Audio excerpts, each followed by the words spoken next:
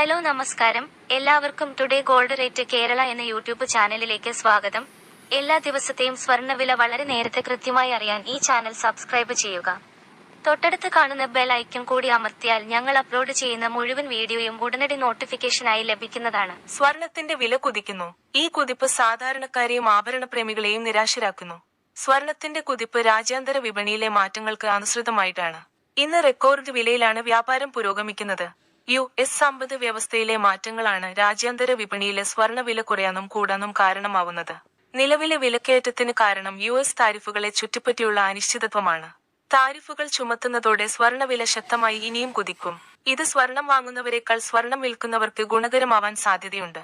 അതിനാൽ വരും ദിവസങ്ങളിലും സ്വർണ്ണവില ഉയർന്നേക്കാമെന്നാണ് വിദഗ്ധർ അഭിപ്രായപ്പെട്ടത്. ഡോളർ ഇൻഡെക്സ് ഇനിയും ഉയരാനാണ് സാധ്യത.